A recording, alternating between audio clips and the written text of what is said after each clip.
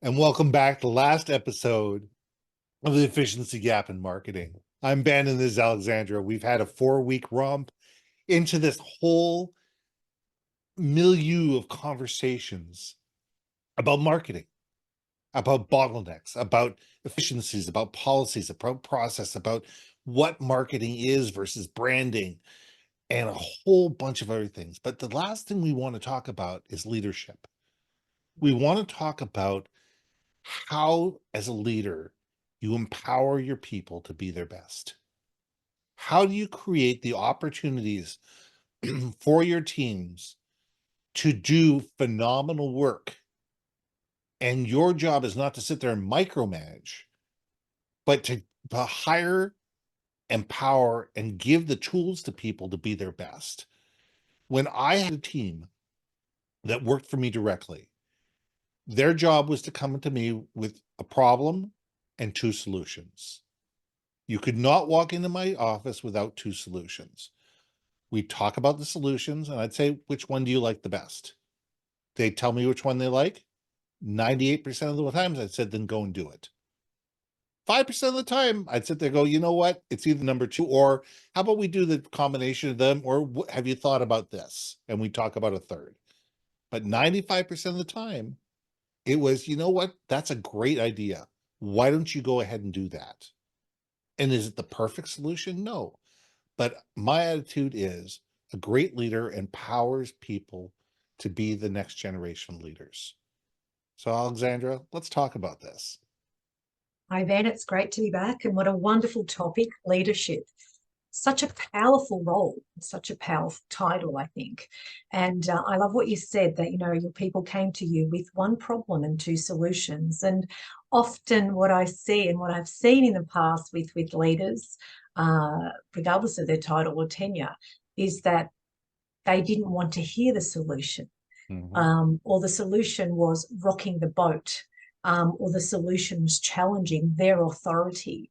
And I think that's not what leadership is about.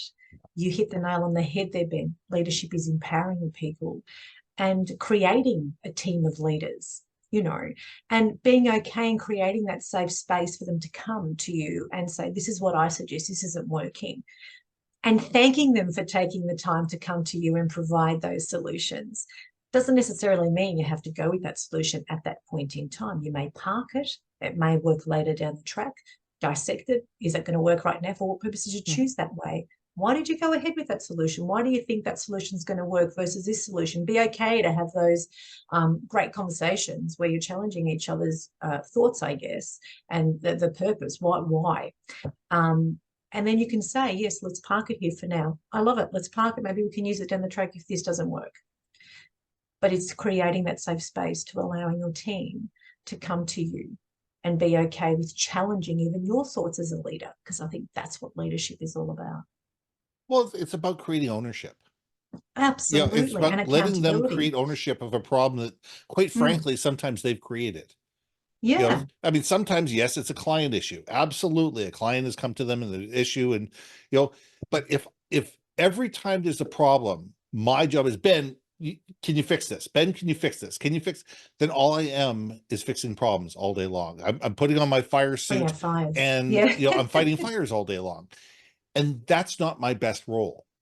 No. My best role is strategic. My best role is forward thinking. My best role is to be looking 6 months, a year, 2 years, 5 years down the road, and looking at, says, what are the hindrances and what are the opportunities and what could be coming down the pike that could either be helping or hindering us. If I'm spending all my time dealing with other people's problems, then I don't have the time or the energy to be able to do that type of work. So No. my goal is to hire smart people, sometimes smarter than I am. In fact, a lot of Yes. the times smarter than I am in a particular case, and let them do great things. I mean, you hire a graphic designer because they're great graphic designers. You don't tell them how to draw a nose. You don't tell them how to build an eyebrow or to create a chart or whatever. You sit there and say, you know what, this is the rough vision of what I'm looking for, and you let them amaze you. Same thing with a Oh. copywriter. Same thing with with any type of you know content creator. They are creative, amazing people, let them do what they do best. And is it going to be perfect? It may not be, but it may be 100 times better than what you were expecting. It may not be what you were expecting, but it may be different and better. And what's Mm. wrong with that? Absolutely. Trust the skill set. I mean, you've hired Absolutely. that person for a reason, Yeah. and now you're wanting to mold them into who you want. Well, that's not going to work. I remember when I was managing the project management office, I had 15 project managers, and I wanted to create a team of leaders so that when I wasn't there, they could still make the decision and just make it happen, Mm-hmm. because they knew if they made this decision, then this would occur. This was the outcome of that, decision. And then if that was the outcome, was that going to achieve what we were there to do as a team, as an organization? And if not, why not? And what could you do differently? So it's empowering them to trust themselves. And you know what, Ben? Trust starts from the leader. If the leader doesn't trust their team, chances are they don't trust themselves and their own No, leadership anyway. no, they don't. So for me, if you're going to employ somebody and you're going to bring someone onto your team, why are you bringing them on? As you said, are you bringing them on for their skill set? Are you going to enable them? Are you going to empower them? If not, then just do it yourself. Don't spend all that money on recruiting somebody and bringing them on only to put all of their skill set in a box and lock it away and then get them to do what you want to do. That it doesn't make sense for me. That defeats the purpose of hiring someone with a great skill, right? Correct. Versus hiring someone with the skill that you want them to do stuff. And then you're empowering that skill even more and helping them upskill and evolve. Well, I So, think that's the problem yeah. is we're not hiring for thought. We're not hiring for skill. We're not hiring for Mm, ability. We're not hiring for people's thought processes. We're not asking the questions when we're hiring people. What do you yes. think? Here's a Yep. problem. What do you think? Mm, mm, And mm, where there's no right answer. I love giving people a question in an interview where there is no right answer. yeah. It just here's a problem. How would you solve this? And Take, go ahead. sorry. No, no, no, sorry. And it's a matter of sitting there going, it's about the process. It's not about Mm, the answer, it's about the process. And I think the great leaders are far more interested in the ongoing development of process and the ongoing belief, building people up as people than they are in getting it right 100% of the time. If you're trying to bat out, 100% of the time, it's impossible. Look at professional baseball. The mm, greats of the world struck out 60% of the time. mm, Michael Jordan, I think he missed 22,000 free throws. Some mm. ridiculous amount of free throws. Somebody looked that up for me. I'm sure I'm wrong, but some ridiculous amount of free throws. We fail as much as we succeed, but we learn through our failure. And it's not about berating people. It's saying, okay, here's what happened. How do we fix this? And what are we going to learn from it? Yeah, And that's the absolutely. that's the goal of a leader. That's what a good leader should do. I agree. Coming back to what you said about recruitment and asking those out of the box questions, it brings me back to so many organizations recruit with the same questions. This is how we've always recruited. These are the questions we've always asked. But why ask those questions? Because are you getting the results that you need from the people that you're hiring? Do they have the right skills that you require? Are they filling that role? But more importantly, do they have the skills to help evolve the role? And I think that's another thing where, as an organization, it brings me back to the previous conversations we've had around continuous improvement. Continuously have a look at your processes. If you're not getting the right people in, chances are you're not asking the right questions. Chances are you're asking the same questions you asked 25 years ago. I mean, that question about where do you want to be in 5 years? I mean, if you're going to employ someone, why are you asking that question? What is the purpose of that question versus asking something like, I remember asking when I did a couple of I recruited a few project managers in my past life, and one of the questions I asked them is, if there was one thing you didn't want me to know about you, what would that be? Oh, there's a fun question. Yeah. And they stopped and they said, nobody's asked me that question before. And I said, fantastic. Could you please answer that for me right now? If there was one thing that you didn't want me to know about you, what would it be? And in that particular question, what that does is it highlights gaps.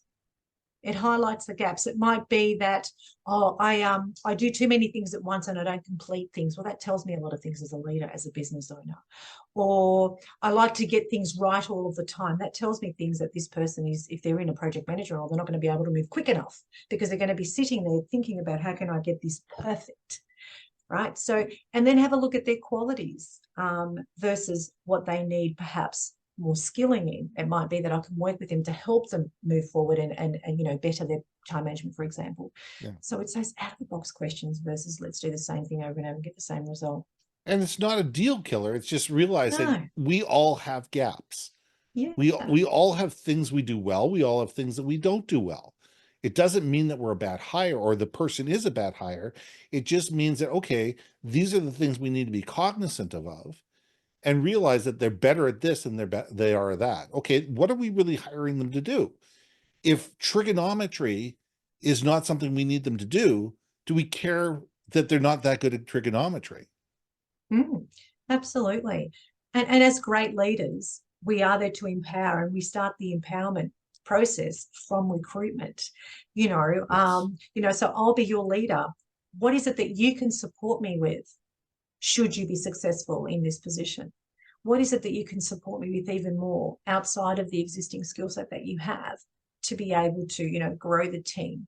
Because I want to build a team of leaders versus can you do this, can you do this, can you do this? Because for me, as you mentioned, Ben, leadership is about empowering people and and when you're not there, they can just go ahead and do it, do whatever they need to do. And the clock keeps ticking. It doesn't stop. Yeah, I'm all about expectations and accountability, both Yeah, ways. Both ways. absolutely. What can I expect from you? And if you don't do it, this is what you're accountable to. Yeah, And I agree. this is what you can expect from me as a leader. This is what I expect from you as somebody who I lead. And Yeah. it's got to go And both ways. it does. And it's got to be, and setting those standards as well.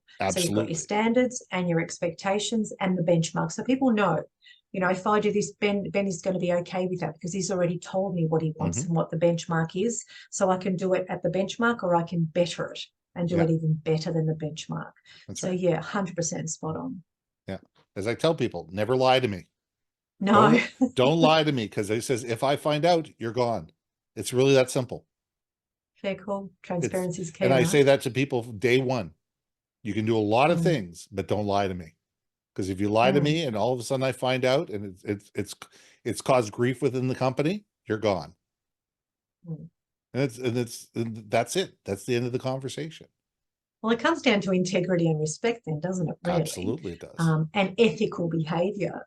And again, all of this stuff can be nipped in the butt at recruitment stage as well. It's so important. And understanding as a business owner, it takes us back to our marketing, I think, where as a business owner, understanding not just who your clients are, but as you evolve, who you want on your team, who do you want to support you?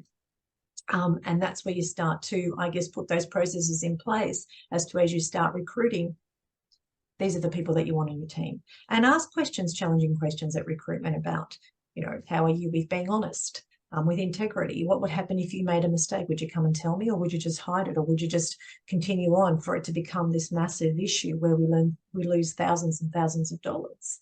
Right. So these conversations, I think, can be had from the beginning. It comes back to communication. Well, communication is a great way to sum up the last 4 weeks, because really that's Mm, what it's all about. If we take a look at absolutely. marketing, it's all about communicating effectively, whether it's one-to-one, one-to-many, within an organization, outside of an organization, within the department, wherever it is. It's about being clear. It's about being concise. It's about understanding what are the goals? What are we trying to achieve? Why are we trying to achieve it? And what are we trying to do in the end? And I Mm, think that if we approach marketing with that of knowing who our customer is, knowing what they need, and being able to speak to them in language that's effective to them, that they're willing to listen to, understand, and value, I think we have a far better chance of being successful. Absolutely. Absolutely. And it's walking your talk. If we're speaking about leaders, I think it's walking your talk as well, because our people, our clients look at us for direction, and so it's walking, it's doing what it is that we need to do as leaders to be able to ensure that we're marketing the right message, that we're communicating the right message, and we're continuously upholding our brand to the standard that we want it to be for us to be able to succeed as a business. I agree. So, Mm. Alexandra, thank you very much for doing this 4-part series with me. I hope people found it valuable. And please, take a look at the end notes. You'll be able to contact both of us. If there's anything we can do to add value, we're always here to help. Thanks so much, Ben. I've had fun, and I trust that we've added lots of value. Thank you.